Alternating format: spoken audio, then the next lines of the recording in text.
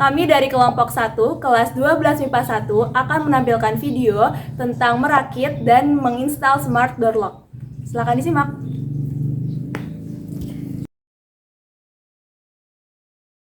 Board ESP32 DevKit version 1 adalah modul development board yang mempermudah pengguna untuk mempelajari dan mencoba rangkaian-rangkaian menggunakan GPSP32 untuk membuat beberapa aplikasi IoT atau Internet of Things dengan ESP32. Ini terlihat mirip dengan modul MCU dari segi ukuran maupun warna. Lalu untuk koneksi ke komputer kita menggunakan konektor Type-C. Bisa dilihat di sini, modul ini telah dilengkapi dengan sensor di dalamnya seperti sensor sentuhan dan juga sensor magnetik. Oke, selanjutnya LCD 16x2. Disebut dengan 16x2 karena jumlah kolomnya ada 16 dan barisnya ada 2. Lalu di belakangnya di sini ada tertanam integrity circuit atau sering disebut I2C, yaitu I2C adalah standar komunikasi serial dua arah menggunakan dua saluran khusus yang didesain untuk mengirim maupun menerima data. Sistem I2C terdiri dari saluran SCL atau serial clock dan SDA atau serial data yang membawa informasi data antara I2C dengan pengontrolnya. Buzzer. Ini adalah buzzer, sebuah komponen elektronika yang hitam yang dapat menghasilkan getaran suara berupa gelombang bunyi. Buzzer elektronika akan menghasilkan getaran suara ketika diberikan sejumlah tegangan listrik dengan taraf tertentu sesuai dengan spesifikasi bentuk dan ukuran. Step-down MP1584 merupakan modul step-down mini yang bisa menghasilkan arus sampai 3 ampere dengan output yang fix 5 volt dengan input sebesar 7 volt sampai 28 volt, memberikan kita keleluasaan untuk menggunakan power supply ataupun adapter sebagai input utama. Karena output yang dihasilkan sebesar 5 volt, jadi sangat cocok digunakan sebagai supply untuk microcontroller ataupun sebagai sebuah proyek elektronika. Selanjutnya, modul on-off untuk mengaktifkan atau menonaktifkan rangkaian yang sudah kita buat. Selanjutnya ada FRID RC522. Di sini untuk membaca kartu RFID atau RFID tag, RFID reader dibedakan menjadi dua macam, antara lain pasif membaca dari RFID tag aktif, lalu yang kedua adalah RFID aktif dapat membaca data RFID tag pasif. Modul RFID RC522 di sini bisa dilihat dari 522 reader atau reader untuk mengaplikasikan Philips MRFC 522 yang dirancang agar gampang untuk digunakan dengan harga yang relatif murah. Lalu ada Mastercard Smart Door Lock, adalah kartu yang dapat didaftarkan ke Smart Door Lock untuk membuka seluruh pintu yang terpasang. Key-tag atau keychain, kunci yang bisa kita tempelkan untuk membuka kunci, di sini bisa dibaca oleh RFID sebagai pengganti kartu. Selanjutnya ada kabel female to female, adalah kabel jumper yang digunakan untuk menghubungkan antar komponen yang memiliki header male. Selanjutnya, transistor tip 41 atau tip 41C. Ini sudah disolder atau sudah dipasang dengan paket PCB-nya. Transistor tip 41 atau tip 41 ini merupakan salah satu jenis transistor yang populer karena kemampuannya dalam mengalirkan arus listrik tinggi dan menangani tegangan tinggi. Dalam berbagai aplikasi, transistor ini berperan penting dalam mengendalikan dan menguatkan sinyal daya. Dengan kemampuannya itu, maka transistor ini sangat cocok digunakan sebagai saklar pada rangkaian RFID ESP32. Selanjutnya ada LED traffic light. Kenapa disebut traffic light? Karena ada lampu merah, kuning, dan hijau. Biasanya digunakan untuk traffic light atau lampu. Tapi di sini kita akan gunakan untuk indikator untuk membaca apakah kartu yang kita tap ke RFID berfungsi atau tidak. Dan fungsi lainnya adalah untuk melihat rangkaian kita sudah aktif atau belum. LED traffic light ini terdiri dari 3 light, yaitu merah, kuning, dan hijau, yang disusun secara sejajar. Masing-masing model LED traffic light ini telah dilengkapi dengan resistor 220 ohm, sehingga untuk mengoperasikan LED traffic light tidak lagi memerlukan resistor tambahan. Kita tinggal pasang saja rangkaian skematiknya. Ini ada tombol modul atau push button warna merah dan warna hijau untuk dirangkai ke PCB. Fungsinya untuk mereset atau berganti mode lain dan sebagainya. Oke, selanjutnya ada adaptor AC/DC, berfungsi untuk mengubah arus bolak-balik atau AC menjadi arus searah atau DC untuk perangkat elektronik. Ini akan disambungkan ke sini.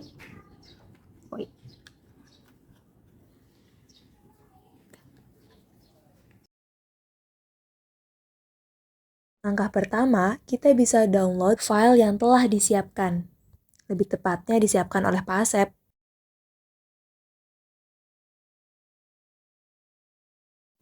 Selanjutnya, kita buka file yang telah di-download tersebut, kemudian ekstrak.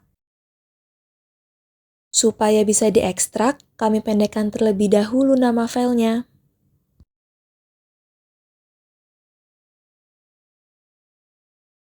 Setelah diekstrak, teman-teman bisa buka folder ini yang di dalamnya terdapat 7 folder. Kemudian klik folder 01, lalu ekstrak folder yang di dalamnya.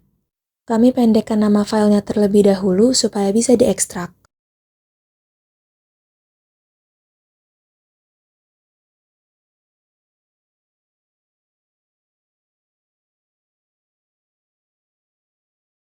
Setelah diekstrak, buka foldernya, kemudian buka aplikasi Arduino. Jika muncul seperti ini, kita izinkan saja dengan mengklik Allow.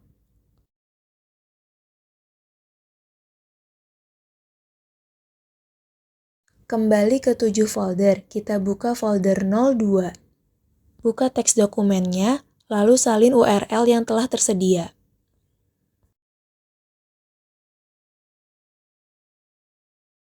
Kemudian kembali ke aplikasi Arduino. Kita klik menu File, Preferences, lalu tempel URL yang telah kita salin.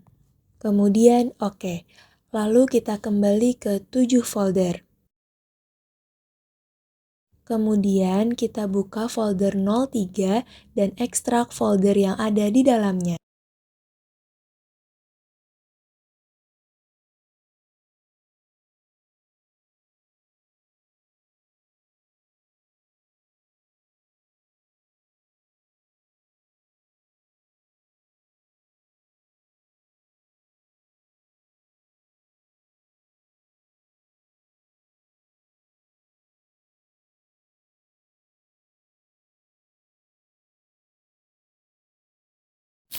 Kemudian hubungkan expansion board dengan kabel USB Type-C.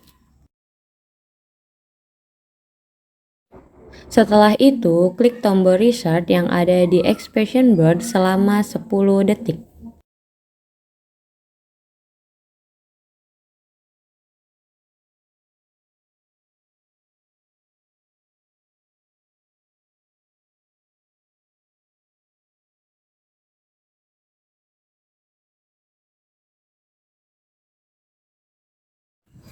Kemudian buka Windows, lalu buka Device Manager.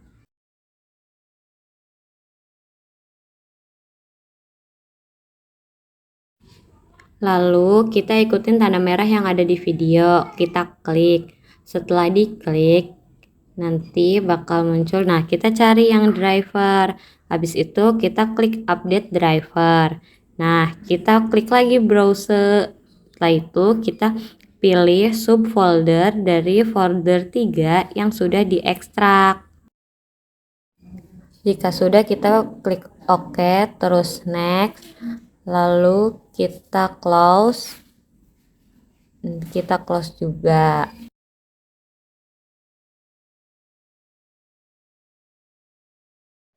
Lalu kita klik tools. Nah, kita cari yang board ESP32 div module. Lalu kita klik yang board manager. Lalu kita install ESP32 versi 2.0.14.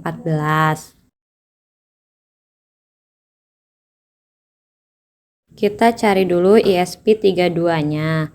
Setelah itu kita pilih versi. Nah, kita pilih versinya yang 2.0.14 ya. Nah, jika sudah ketemu, kita klik install.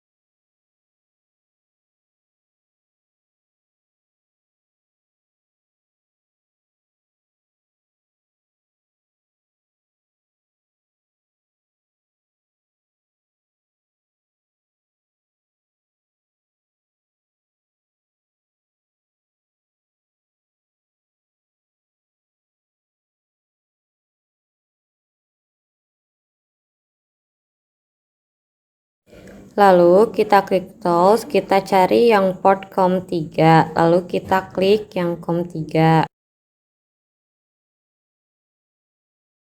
Lalu kita pilih sketch, kita pilihnya yang include library. Nah, kita klik yang manage library.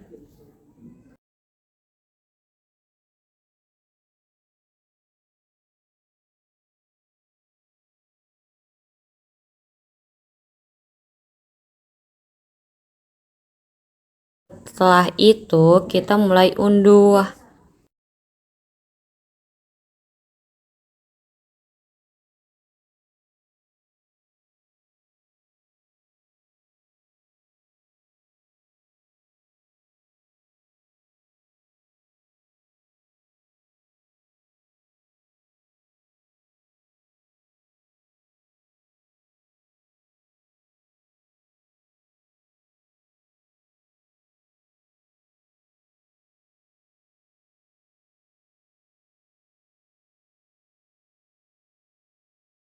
Selanjutnya kita klik sketch, lalu kita pilih include library dan add zip library. Lalu kembali lagi ke folder, kita pilih folder yang keempat yaitu library.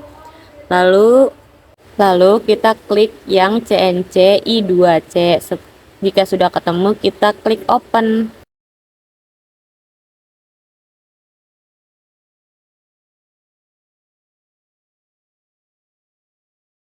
Lalu kita klik sketch lagi, kita ke include library, kita add zip library, kembali ke folder 4 yaitu library. Kita pilih yang MRFC 522, lalu setelah itu kita open.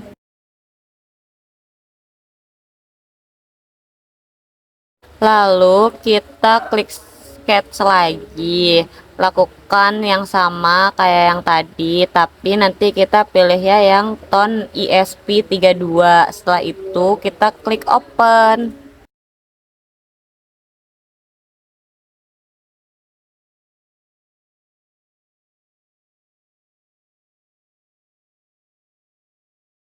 Jika tadi yang ketiganya sudah ada, kita klik sketch lagi, kita ke include library, pastikan ada CNC I2C, MFRC 522 dan tone ESP32.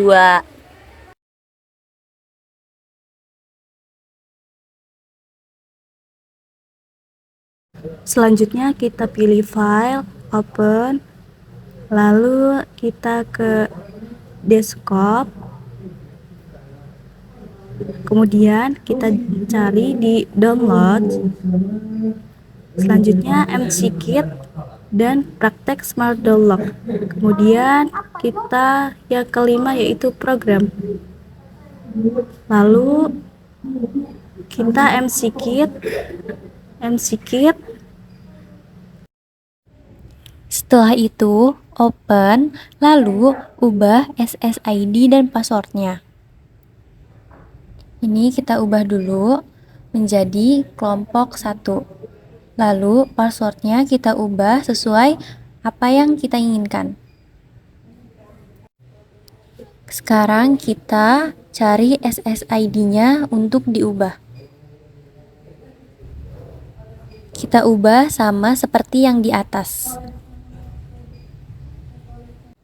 Jika sudah selesai, lakukan coupling dan tunggu hingga selesai.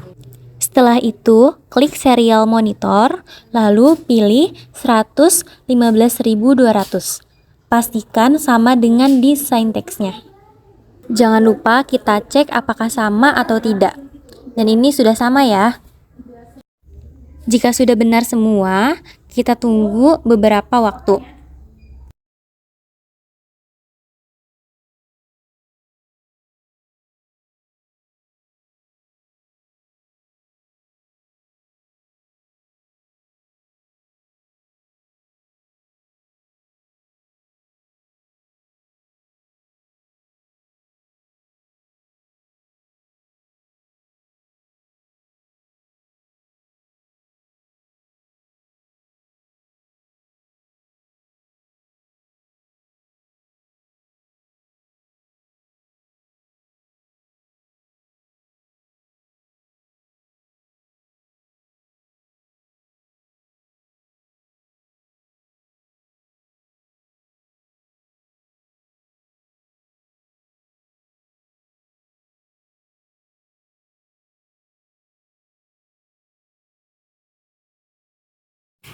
Jika sudah selesai semua, kita tekan tombol reset pada expression board ESP32 DevKit version 1. Kita tekan selama 10 detik.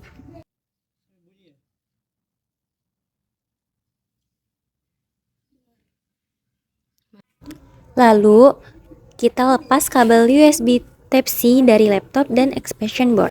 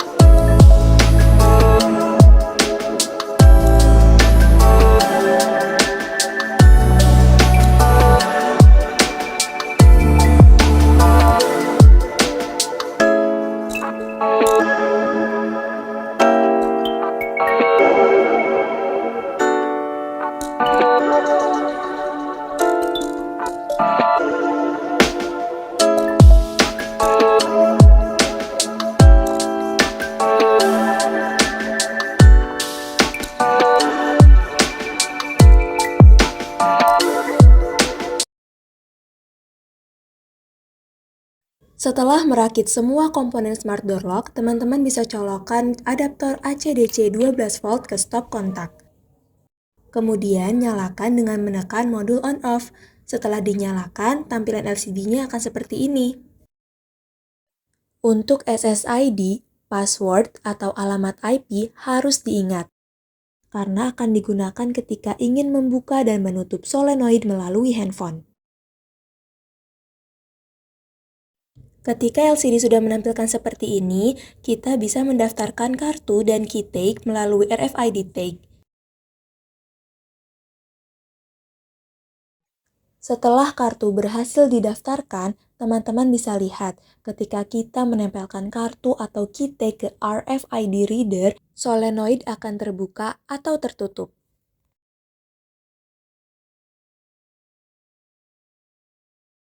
Selanjutnya, membuka dan menutup solenoid melalui handphone. Pertama, kita masuk ke WiFi di HP, nama WiFi seperti pada SSID. Kemudian, masukkan password. lalu sambungkan. Setelah terhubung, jika muncul tulisan seperti ini, kita tetap sambungkan saja. Kemudian kita masuk ke peramban. Kelompok 1 menggunakan peramban Chrome. Selanjutnya, ketik alamat IP di search bar, sesuai yang tertera di LCD 16x2.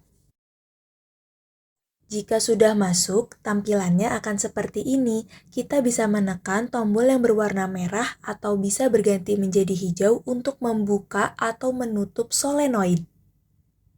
Sekian video dari kelompok kami, kurang lebihnya mohon maaf, dan kita juga berterima kasih kepada Bapak Asep sebagai guru informatika. Wassalamualaikum warahmatullahi wabarakatuh.